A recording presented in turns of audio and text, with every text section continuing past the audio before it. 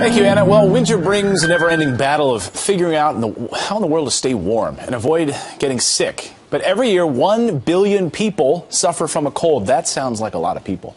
And it turns out most of what you've heard about what to do when that happens isn't true at all. Joining us now to help separate cold fact from fiction, ER nurse practitioner and founder of midlevelU.com, Erin Tolbert. Nice to see you this morning. Good to see you, Clayton. We were always told all these things as a little kid. So some of these things are actually false? Yes, there's a lot of myths floating around out there. All right, let's dive into this first one. Bundle up because you'll catch a cold. Right. In reality, being cold doesn't cause a cold. It's actually the cold virus that causes a cold. All those germs out there are what are making you sick. It's not being underdressed. And one thing I see in the ER a lot this time of year is that people are cooped up inside. And so one child, for example, comes home from school, gets the rest of the family sick. So you need to use those hand sanitizers, wipe down your counters, tabletops, all those kind of surfaces where germs can live. So you always see teenagers, you're like, how's that kid wearing shorts right now? Right. And you think, he's going to catch a cold. Yep. But not true. Not so true. So the teenager has a leg up on me. Yep, not true.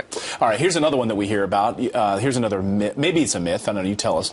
You don't need as much water in the winter. You don't need to drink as much water, I guess? Right. This is actually false. It's a very common misconception. You need just as much water in the winters in the summer. The reason for this is that those mucous membranes in your nose and your mouth help protect you from getting sick. If you're dehydrated, those aren't as moist. They can't trap all those germs and viruses that make you ill. And so you really need to stay hydrated. So men, you need about 3 liters of water a day. Ladies, you need about 2. So that's about 13 glasses for guys, 9 glasses for women. It's more than most people think.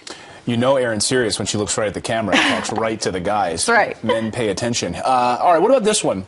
I've heard about this, too. Wear a hat, right? Because we lose 90% of our body heat from our head. Is that true? It's actually false. This Really? is based, there was an interesting study done in the 1950s where researchers dressed these people up in these Arctic suits and sent them outside in the cold to see what would happen. And they said, oh gosh, 90% of body heat is lost from the head. Well, it's because the head was the area that was unexposed. In reality, if you repeated the same experiment, went outside in your swim trunks, you would only lose about 10% of your body heat from your head. So bundle up. You can really lose body heat from any body surface. So you want to bundle up evenly all over the board, and that'll help you feel much warmer. Fascinating. So, all right. yeah. Here's another myth, and we'll get to the bottom of this one. Feed a cold, starve a fever.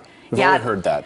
Parents come to me all the time in the ER. They're worried, their kids are sick, they're not eating. But in reality, you need to focus on hydration. And the one tip I use in the ER is to make popsicles. Parents, this is a great way to get your kids some fluids, get a few calories when they're sick. Kids love popsicles. You can make your own at home with Gatorade or Pedialyte. That'll help increase the hydration when they're ill. But don't worry so much about eating this time. Yeah, my little girl had a ear infection. The only thing that worked was the popsicle. Right. That's what the Good doctor trick. said. All right, what about this one? Ice cream can make a cold worse. Yeah, it's actually false. A lot of people feel that when they eat dairy products like ice cream, they get that thick feeling in their throats. They feel like it's increasing mucus production. But studies show us this isn't actually true. If you're getting intense congestion after you eat dairy, you could actually have a dairy allergy. So make sure to get that checked out. But use your illness as an excuse to get an extra scoop.